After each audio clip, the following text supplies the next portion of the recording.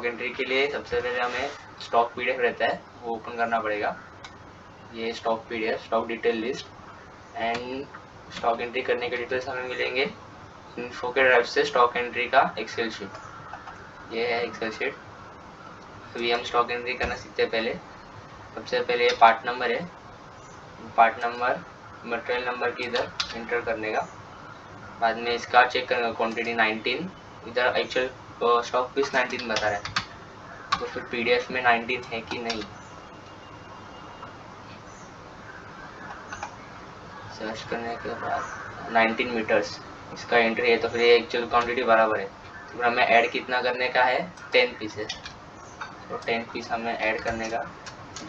ये entry in metre है, इधर ध्यान रखने का, इधर आगे रिमार्क्स में रहता है अगर कुछ रहता है तो एंट्री इन मीटर पीसेस ऐसा अलग अलग रहता है, कभी भी लीटर में भी रहता है अगर ऑयल का एंट्री रहता है तो।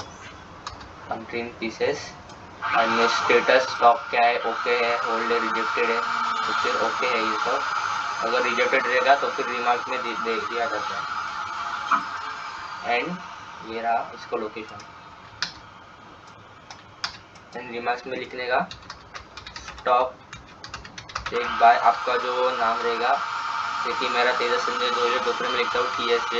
अगर आपको कोई शॉर्ट फॉर्म में नाम रहेगा तो वो डालने का, stock check by TSJ on end date डालने का 20/05/2025।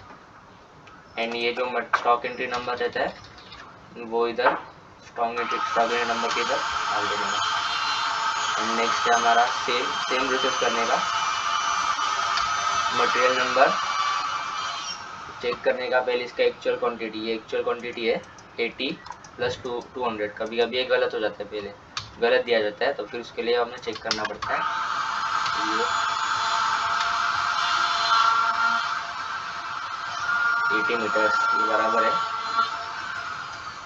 तो फिर 80 में कितना ऐड करने का है 200। अगर माइनस में रहेगा तो ऊपर जैसा माइनस दिखा है ऐसा माइनस में करने का 200 मीटर्स।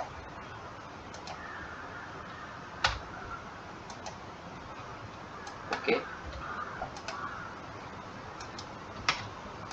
और इधर आएगा लोकेशन, सेम रहेगा डिस्क्रिप्शन क्योंकि सेम डेट पे हम करें। और अगर कुछ रिमार्क में ऐड करने का रहेगा, जैसे कि अगर हम कभी डिस्पैच करते हैं कस्टमर को तो फिर कस्टमर का नाम डालते हैं, स्टॉक लेस बाय ... जो कस्टमर रहेगा उसका नाम, और आगे लिखते हैं डिस्पैच। एंड सेम मटेरियल, ये जो स्टॉक एंट्री नंबर रहता है वो इधर डालना है। एंड अगर वर्क ऑर्डर नंबर इधर दिया नहीं है, स्टॉक है मतलब इधर ब्लैंक रहेगा, कभी कभी वर्क ऑर्डर नंबर है फिर पीओ नंबर रहता है, तो फिर ये वर्क ऑर्डर नंबर की जगह एंटर करना पड़ता है। जैसे कि फॉर एग्जांपल देखो ये वाला एंट्री मैंने किया हुआ, उसमें वर्क ऑर्डर नंबर दिया था, तो फिर ये एज पर हम स्टॉक एंट्री नंबर हम सर्च करेंगे तो मिल जाएगा। देखो इसमें वर्क ऑर्डर नंबर डाला हुआ है क्योंकि इधर मेंशन किया था वर्क ऑर्डर नंबर। नेक्स्ट है लास्ट एंट्री,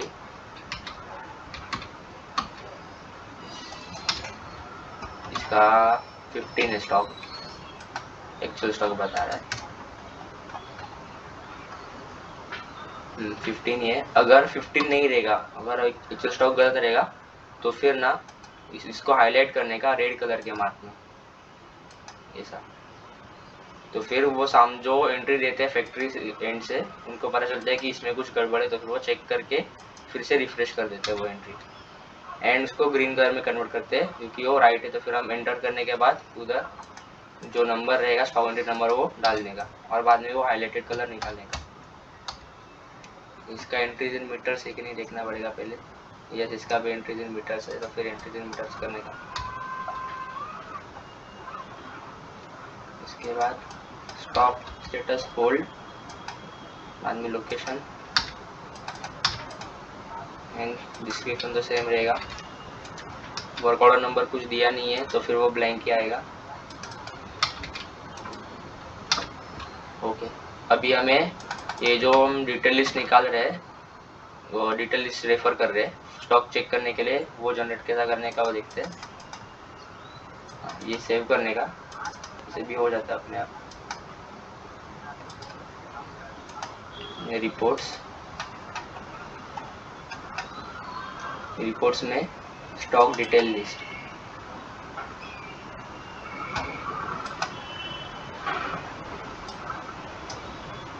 इसको पीडीएफ में सेव करने का।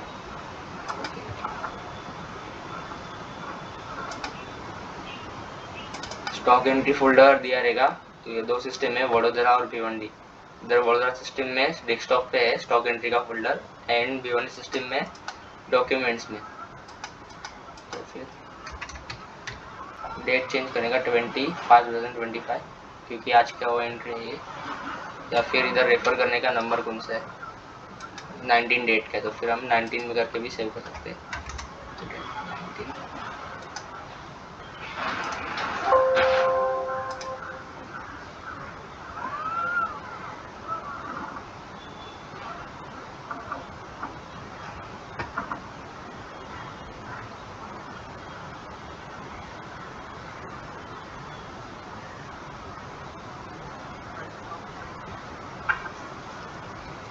ये थोड़ा टाइम मिलेगा।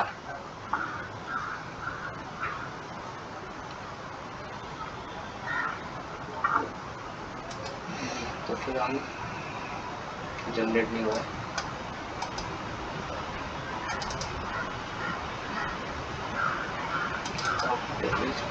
जनरेट है ये। हम सर्च करेंगे आज की डेट स्लैश,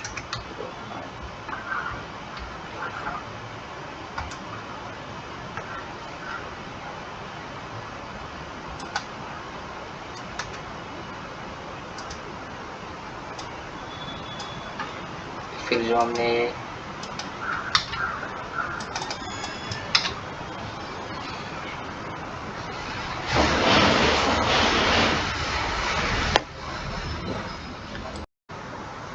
जैसे कि अभी चेक करेंगे हमने स्टॉक एंट्री क्या हुआ, बराबर रिफ्लेक्ट हुआ है कि नहीं। पहले तो ये है +10 पीसेस क्या ऐड किया, 29 हुआ। देखो ये बैलेंस स्टॉक तो फिर दिख जाता है आगे 29। बाद में था ये 60 64360 का 280 रिफ्लेक्ट हो गया इधर, ये राइट है ये भी। इसका है, इसका हमने -1 किया था, इसका 14 रहना चाहिए। हम पार्ट नंबर या फिर इससे भी चेक कर सकते हैं, जो स्टॉक एंट्री नंबर रहता है उससे भी, एंड डेट वाइज भी चेक कर सकते हैं। पर ये फॉर्मेट डेट का रेफर करना पड़ेगा, अगर हमने दूसरा फॉर्मेट डाला डेट का तो फिर वो नहीं है। तो फिर मैं रेफर करता हूँ कि पार्ट नंबर या फिर जो स्टॉक एंट्री नंबर रहता है उससे हम चेक कर सकते हैं।